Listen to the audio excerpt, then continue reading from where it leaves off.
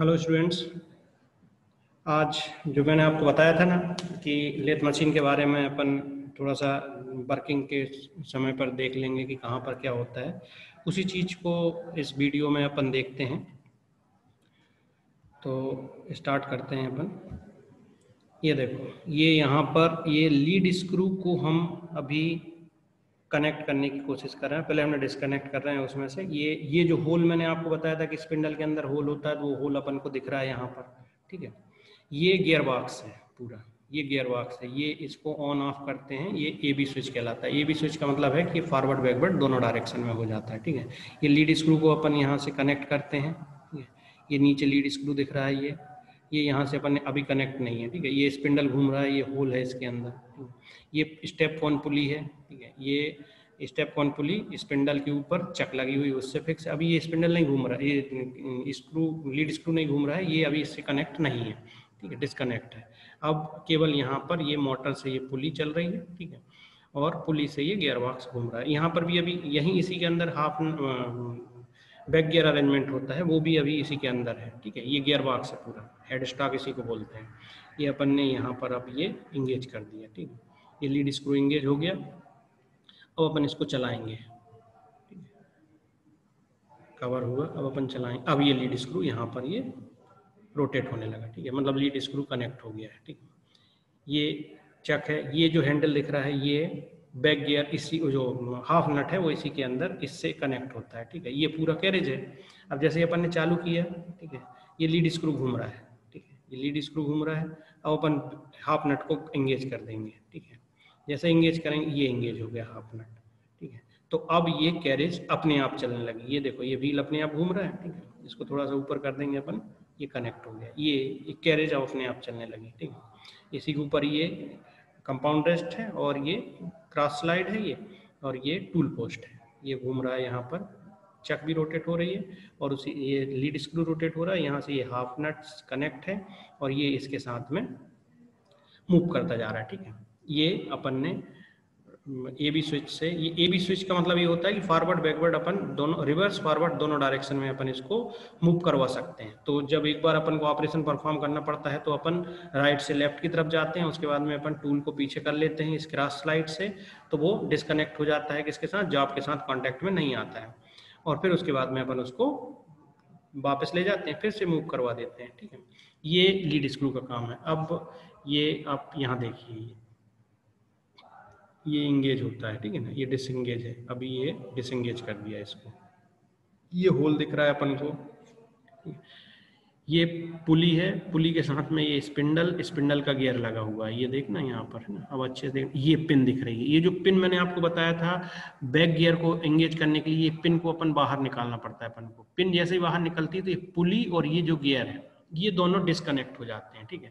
अभी तो वो चिपके हुए हैं, इसलिए अभी मूव कराएंगे तो दोनों साथ में मूव करेंगे। ये डिस्कनेक्ट हो गई पुली, है ना, पिन को।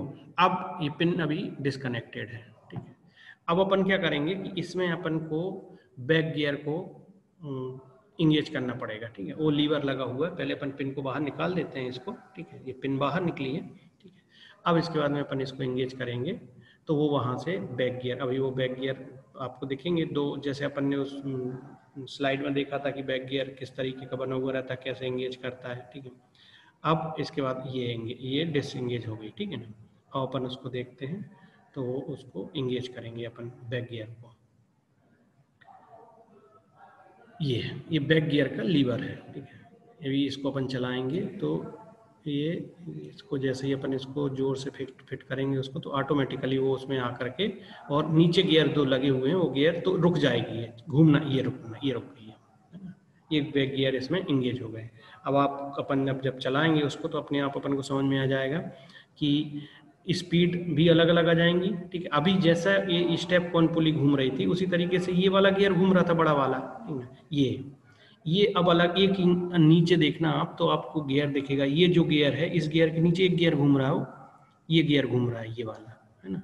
ये गियर, ये शाफ्ट है यहाँ पर, तो ये पुली से इसमें गया पावर, इसके बाद में उस बड़े वाले में गया, बड़े वाले से फिर इस बड़े वाले में आया, तो इसके नीचे लगा। ये अभी डिस्कनेक्ट है पिन, है ना। तो ये पुली अलग घूम रही है, पुली से वो नीचे वाला गियर, उससे दूसरा वाला गियर और फिर उससे ये बड़ा वाला गियर, तो इससे ये स्पिंडल मिलता है, स्पिंडल पर स्पीड अपन को मिलती है।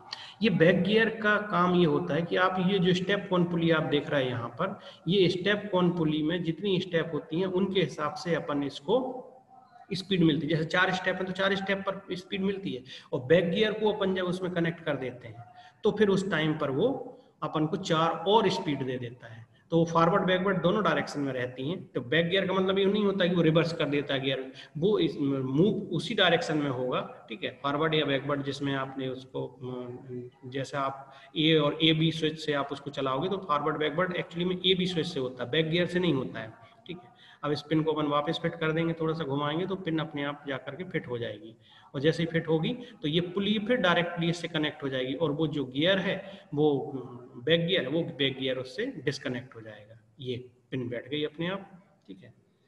अब इसके बाद में अपन इसको फिर से चलाएंगे तो अब जो स्पीड मिलेगी अपन को वो इसी पुली से, ये देखो ये दोनों में स्पीड अब सेम हो गई, ठीक है। ये जो गियर अभी घूम रहा था ये गियर घूमना बंद हो गया है अब, ठीक है। तो ये जो गियर घूमना वो बैक गियर का ही है, ठीक है ना। ये टेलेस्टॉक है, ठीक है, इसमें ये स्पिंडल वो लगा हुआ है डेड सेंटर, ठीक है। ये स्टेप कौन पुली जो कि मोटर के थ्रू चल रही है, ये मोटर लगी हुई है, ठीक है। मोटर से ऊपर स्टेप कौन पुली है और उससे अपन ये इसको अपन बोलते हैं ट्रे, जो तुमने देखा ये ट्रे है, ये रेल कहलाती है, ये है ट्रैक, रेल कहलाती है। इसी के ऊपर वो जो अपन रेस्ट देखते हैं वो भी चलता है, और ये यहाँ पर टेलेस्टॉक भी चलता है, ठीक है। ये टेलेस्टॉक उसी रेल पर चलता है, और ये यहाँ नीचे रैक दिख रही है अपन को, ठीक है। ये व्हील है जो कि घुमाता है किसको, कैरेज को। ये क्रॉस लाइट का व्हील है, क्रॉस लाइट से अपन जब उसके परपेंडिकुलर डायरेक्शन में चलते हैं तो वो उसको चलाता है, ठीक है। ये हाफ नट है। इसके बाद में फिर ये चक है, ठीक है, और ये गियर बॉक्स है, इसी को हेड स्टॉक बोलते हैं। इसी के अंदर स्टेप कौन पुली है, बैक गियर है, ये पूरा का पूरा हेड स्टॉक होता है इतना, ठीक है। और ये इंगेज होता है मोटर के थ्रू, ठीक है। ये नीचे अपन को गियर दिख रहा है, ठीक है, ये वाला जो गियर दिख रहा है, ये गियर कनेक्ट होता है इससे, फिर ये यहाँ पर पावर डालता है। इसके नीचे एक गियर लगा हुआ है छोटा सा, वो गियर आकर के वो छोटा गियर इसके नीचे गियर है वो इस बड़े वाले गियर को पावर देता है। तो ये क्या होता है, पुली से इस गियर में, इस गियर से वो नीचे वाले गियर में, नीचे वाले गियर से उस छोटे वाले गियर में, और फिर उसके बाद में इस बड़े वाले गियर में, ऐसे करके पावर आती है अलग अलग तरीके से, ठीक है। देखो इसको यहाँ से ये दिखेगा, ये है ना, इसमें ये गियर एक नीचे लगा हुआ है, यहाँ बड़े वाले गियर के नीचे, ठीक है।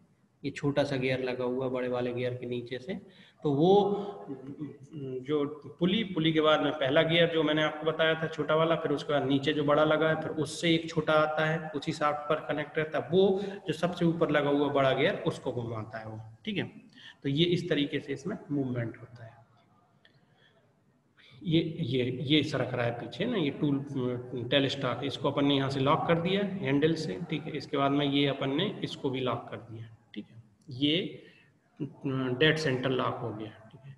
ये कैरेज चली यहाँ से, इसको कैरेज को मूव किया तो ये कैरेज जा रही है, ठीक है। ये शिफ्ट होती जाएगी कैरेज, ये वापस आ गई, फिर से इसको अपन घुमाएंगे तो ये फिर आगे चली जाएगी। ये रैक के ऊपर मूव करता है, ये रैक है, ठीक है। ये कंपाउंड रेस्ट है, ये कंपाउंड रेस्ट को अपन मूव करा सकते हैं यहाँ से, ठीक है। ये कंपाउंड रेस्ट है, ये टूल पोस्ट है, यहाँ पर टूल लगा हुआ है, ये टूल दिख रहा है अपन को। ये जॉब पीस अपन ने फिक्स कर दिया, ये 3 जा चक के ऊपर अपन जॉब पीस को फिक्स कर रहे हैं, ठीक है। ये फिक्स हो गया।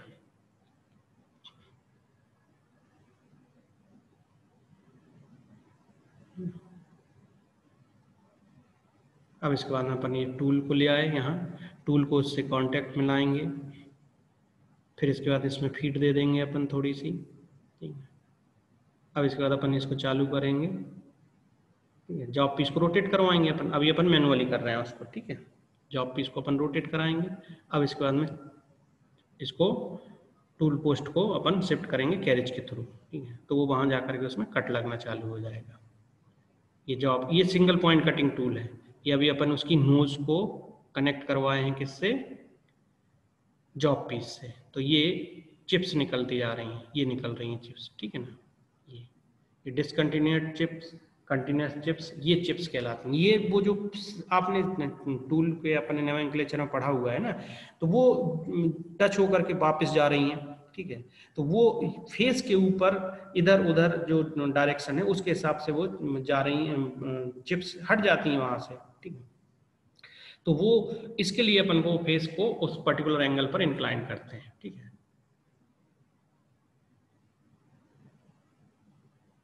ये अपन मूव करेंगे यहाँ से ना, ये यहाँ से इसको मूव कराते हैं। तो क्लियर हुआ आप लोगों को? ये अपन यहाँ से अलग अलग जितनी स्पीड चाहिए उसके हिसाब से अपन उस पर बेल्ट चढ़ा देते हैं, ठीक है। और उसके हिसाब से अपन को यहाँ पर स्पीड मिल जाती है, ठीक है। और फिर ये देखो, ये हैंडल है, इस हैंडल से अपन मूव करते हैं तो ये पूरी की पूरी कैरेज मूव होती है, ठीक है। और ये यहाँ से ये इससे अपन पूरा कैरेज मूव कराते हैं। ये कंपाउंड रेस्ट का व्हील है। अगर आपको पूरी कैरेज को नहीं घुमाना है तो केवल अपन इसको चलाएंगे तो ये कंपाउंड रेस्ट शिफ्ट होता जाता है। जो कम जगह पर अगर अपन को कम लेंथ के ऊपर ऑपरेशन परफॉर्म करना है तो कंपाउंड रेस्ट करते हैं। ये क्रॉस स्लाइड है, ये फीड देती है, यहाँ से कितनी डेप्थ आपका टानी है वो चीज आती है, ठीक है।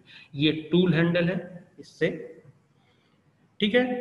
तो अब आप लोगों को समझ में आया होगा किस तरीके से लेथ मशीन में ऑपरेशन जो है, ठीक है, उसके पार्ट्स अलग अलग, ठीक है, टूल किस तरीके से काम करता है, ये सब चीजें हैं। अब अपन नेक्स्ट क्लास में अपन दूसरी मशीन्स के बारे में देखेंगे, ठीक है।